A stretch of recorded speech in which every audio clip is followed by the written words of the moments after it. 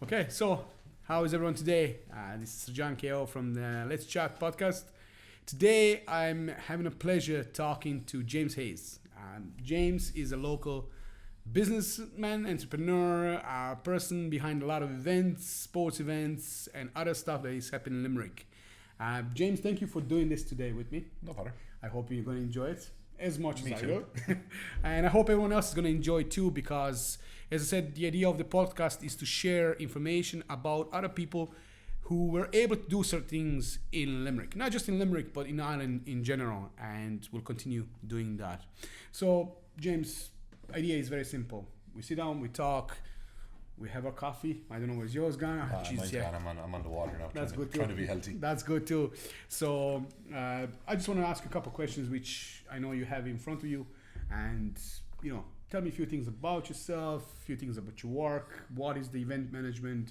Why and how people get into it, and etc. So let's start. Yeah. Who is James? What is James? And a bit of background about you. Background. Well, proud Tipperary man. Oh. Living in Limerick. Jesus, 18 years at this stage. I came down for college. Went to UL. Didn't know what I wanted to do at the time. Started doing electronic engineering in UL. It didn't matter what I did. I wanted to come to college in UL because of UL Arena. It was opening at the time. I was sports mad from played everything all the way up along from when I was 8 years of age. Just literally every sport you can think of, bar rugby until afterwards. That was a thing later in life. So that was the main thing. I wanted to come to Limerick. I wanted to come to UL Arena. I wanted to give myself the best possible chance of making it as an athlete, or as people would say athlete, wouldn't really refer to me, sportsman maybe, but I was never the most athletic, as you can tell by probably looking at me now. Same as me. But that was it. So I came to Limerick, loved Limerick, hated my course, hated electronic engineering, didn't give myself a real chance to do well in it, and didn't like it, so dropped out of that after 12 months and went and started working on the construction sites. Became a quantity surveyor, went back and was working with quantity surveyors, liked it, went back and studied quantity surveying in LIT for 4 years. So you had an opportunity to try both colleges in Limerick, UL and LIT. Yeah, it kind of worked out that way. Yeah. Okay. Now again, it was one of those things. There's a lot happening in the background at the same time. But I became a quantity surveyor, but since I've qualified, I've never worked as a quantity surveyor. Just I came out in 2008. It was one of those things. Yeah, good all crash. Yeah, everyone knows what happened in 2008. So I kind of had to find another way of life, and we'll lead into it later on. Is like why BlueStreak, why event management, why whatever. Yeah. But it was out of necessity mostly. Left the country for 18 months, went over to America, worked in Atlanta bars. It was more of an extended holiday more than anything else. Yeah, but it was like as you do. Yeah, so I ended up playing rugby over there. Just enjoyed life for 18 months and came back when my visa was up, and just got back into work and worked in purchasing, worked as a buyer, and led on from there, so it was one of those things. It was always in the back of my mind that I wanted to be working for myself, and it just worked out that way. Okay. And when it comes to it, how was the feeling working for others and then now working, we say, for yourself? It's completely different. I mean, you work for other people, you're not your own boss. I mean, as much leeway as you can get in a job, you're still not your own boss. You still have to answer to someone, whereas you become the one that's in charge. You become the one that's at fault for everything. And we were just talking about the Gary Vaynerchuk model. It's you don't, when you're the boss, all these people don't work for you. You work for them. Exactly. So we had quite a number of staff on part-time staff last summer, and it was one of those things where you're going what can I do for you guys? You're working for me, but I have to make it worth your while working at the same time, and of course it has to be worth it. So would you say that working for somebody can be an easier thing than working for yourself? Oh God, yeah. Without a doubt. I mean, it's not as enjoyable, but it's way easier. I mean, you haven't got as much. There's not as much pressure on you. Yeah. And again, pressure's for tires. But when you're working for yourself. And as you know, like, I Yeah. mean, like where's the next paycheck coming from? You know, what bills do you pay? When's the money coming in? You're chasing invoices, you're chasing this, you're chasing that. And like, we all know how difficult it is to, you know, get that money in. Yeah. And like, when you're working in a job, you know that paycheck is coming on this date every month, unless you're working for a terrible company. Yeah, of course. You know, but you know that paycheck is coming on the 28th of the month every month, and you're happy. You know your bills are going to get paid. Blah blah blah. And you're just working. Yeah. Out, you know what times you're working. Like, you know yourself. I mean, we've been here since 9 o'clock this morning. Myself and Dylan have been here since 8 a.m. getting ready, getting the place tidy, just to make it look like we're, you know, a professional outfit here. You know, Yes, of course it is. but like, there's no set hours. I mean, I could still be answering emails at 11 o'clock tonight on a Friday night. Whereas same here, and I get you fully, because it's not easy to be. We say, I'm using the word entrepreneur because it's spectrum of many different things that comes under it. But you know, what easiest thing to say, working for yourself is not an easy thing, and most, you know, both of us, we know how that feels. And but I'm just trying to, you know, with these kind of series of people that I'm talking to, and especially people that are running their own businesses, I want to portray and explain to others what does it mean to work for yourself. You know, a lot of people say, you know, you see those videos of guys jumping onto planes and going here, going this and going that, and they call themselves entrepreneur, which is all bull. You know, we know that. Yeah, it's faking it until you faking make it. You know, exactly. So actually, working for yourself, you're and the HR manager and the employer and the person who cleans the office, and you know, you do everything that needs to be done 100% on that point. But the definition of entrepreneur has changed. I mean, like, me and you, we set up a business, we try to do this, that and the other, and we try to make, you know, the numbers stack up. You take the next generation coming after us. I mean, they know that with their phone, and let's take one particular sex in general, right? They know that with their phone, they can make a very good living for themselves without leaving their bedroom. Yeah. You know, and I mean that's it's not a scary thing, but that's true, yeah. That's not a derogatory thing. That's like, you know that's going to happen. You know, but when's that bust going to happen? When does that hit its peak? And those people of, we'll say, the 18 to 24 bracket that have been making that money all along, when that money isn't there anymore, when that whole thing, when it becomes regulated, when it becomes whatever, you know, and like, that's a scary thought, because those people don't believe they have to go to college. They don't believe they need to an education. I agree, because it is scary to see that, and a lot of them, as you say, you know what I mean, they're so used to making money through basically not doing nothing. You know what I mean, exposing themselves or talking or this or that, and oh yeah, the cash is coming in. But as you say, what's going to happen when the actual time to do some work is there, and when the money is not coming in that so easily? I don't know. You know, it's going to be interesting to see what's going to happen. Yeah, like, we often talk about the next generation and how they, like, there's a lot of them don't know how to work. True. I mean, we grew up from when I was walking, I was doing my chores around the house, you know, and I think that's probably where I went to. Like, my dad's a hurley maker, and like, one of my first businesses, and you laugh at this, was the offcuts of the timber were put into bags, and into manure bags, and sold as kindling to the local shops. And myself and my brother used to do it. We'd sell them for €2 a bag, blah blah blah, or pound a bag, or whatever it was at the time.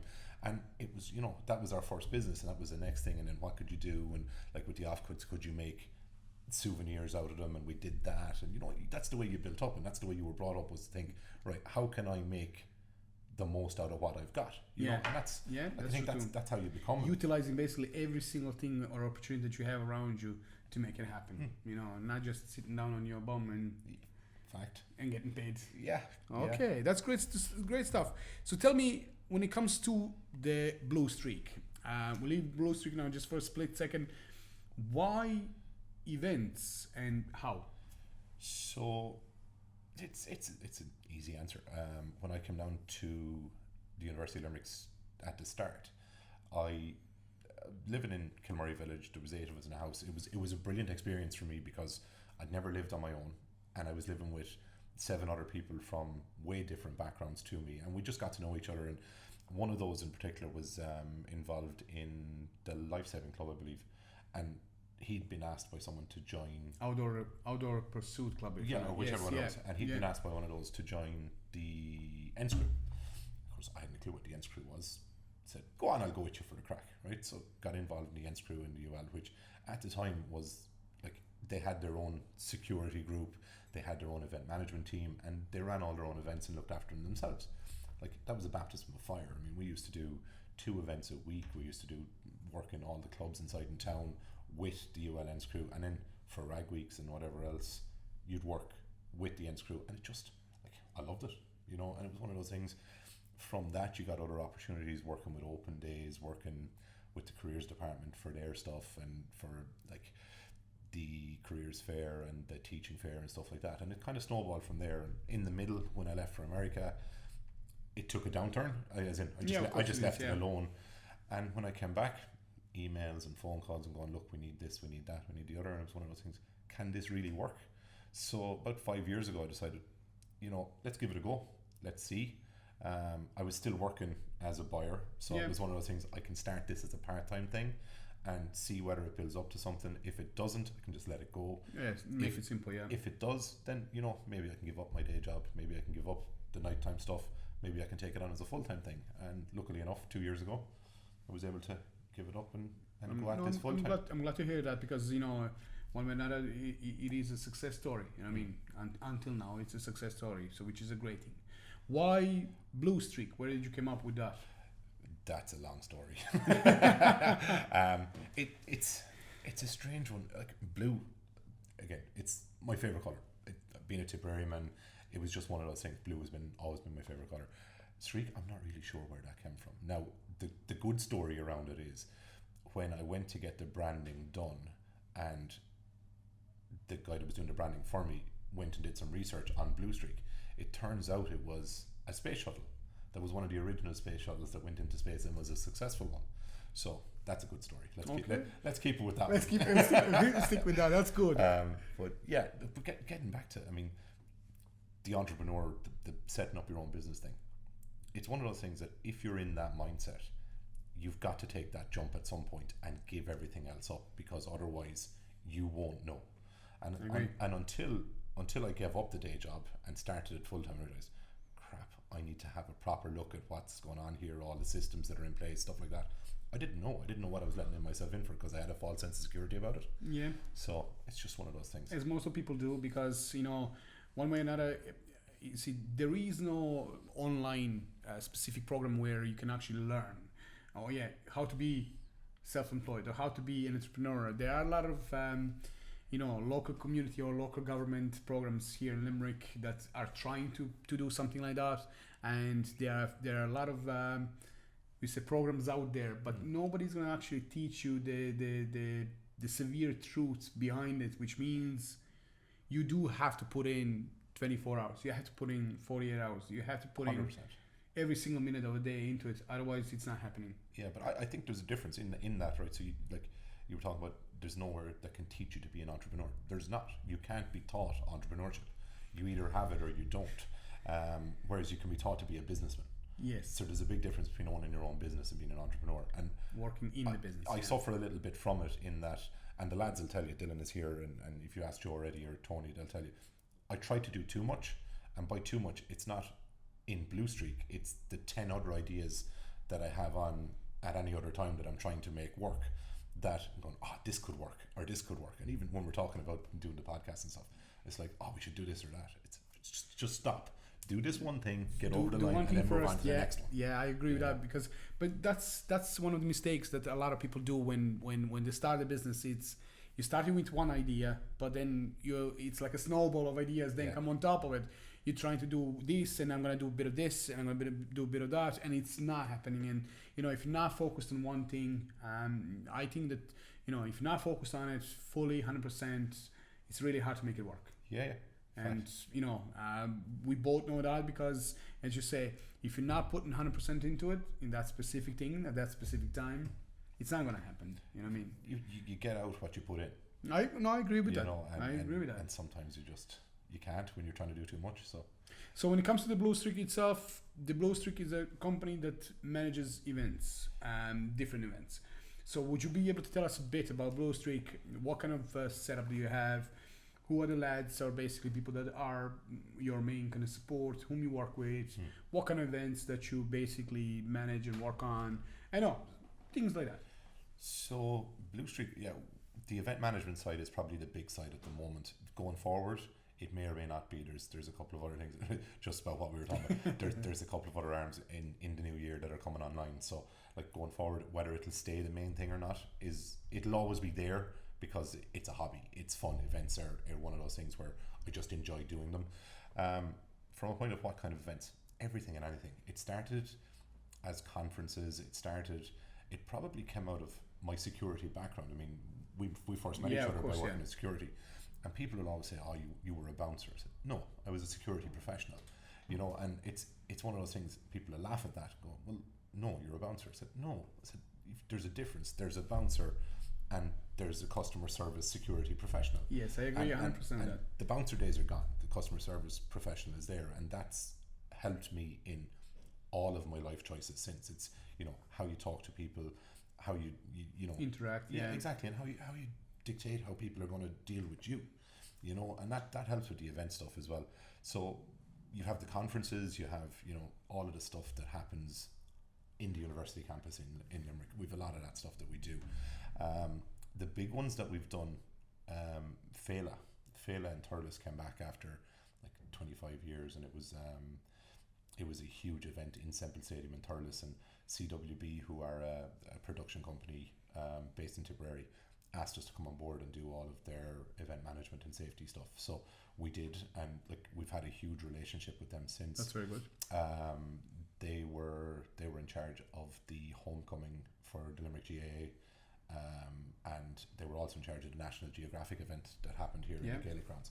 And that was a very good event. So we were the event management company on all of those events, and safety specialists as well. So like those events are like, they're the big ones, they're the fun ones. Whereas it's not always going to be like that. We do a good bit of county council work, not as much as I'd like in Limerick, because even though we're a Limerick based company, I kind of have this notion that a lot of Limerick people don't realise we're here. Yeah, I agree with that, and it's not, sorry for interrupting, no, it's not only with yourself. I think it's one way or another, what I found is it's very hard to break in Limerick for certain things, and it's like whom you know, where, what, and how, and you know everything else that goes with it. So I agree that sometimes it can be really hard to break in Limerick, and it's really hard to actually get into that idea of, you know what I mean, I'm here.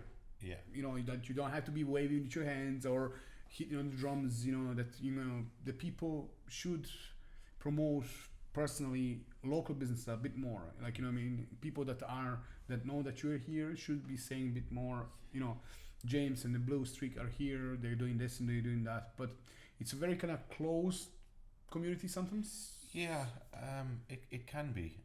What I would say is, I've looked at the Chamber of Commerce models, I've looked at the other mentoring and networking services, and what I think it allows for the bigger businesses, and we'll say the more economically viable businesses, to go networking, but it doesn't allow for the small, medium startups, all those entrepreneurs to network, because it's not cost effective for them. Yeah. So like we've spoken about this on a number of occasions. I do believe there should be a networking event, be it a coffee morning or a free coffee morning or whatever it's going to be. Spread it around the city, put it in hotels, put it in, you know, wherever, and then let anyone come to it. Promote it to all the small businesses. Yeah. Promote it to all the entrepreneurs in town. Come, put your card there, you know, talk to people, meet people. It costs $5, you know, pay for your own coffee, blah blah blah. Something like that, but something like that, where, be a good idea, yeah. You know, 40 or 50 people every Wednesday morning somewhere, and then see how that goes. And by that, then everyone is building each other's business, and it's costing nobody anything. Yeah. You know, so same as yourself. I went through a lot of those networking groups and everything else, but you're kind of being pushed that you have to do certain things to be part of it, which I found a bit,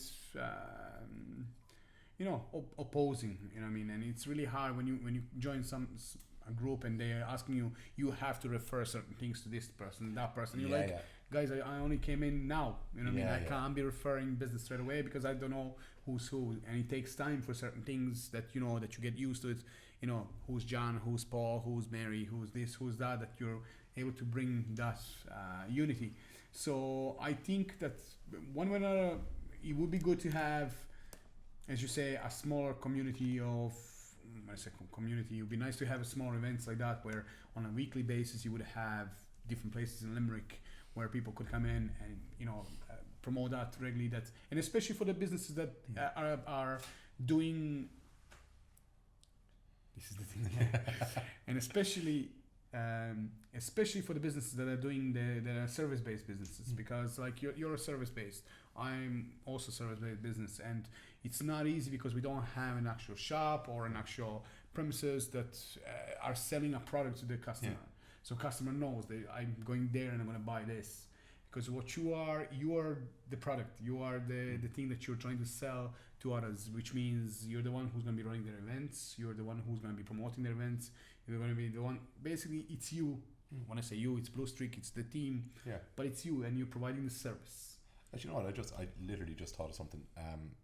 I listened to again Gary Vaynerchuk's podcast the other day about how to build your business and blah blah blah and how to use your time effectively, and he talks about live events.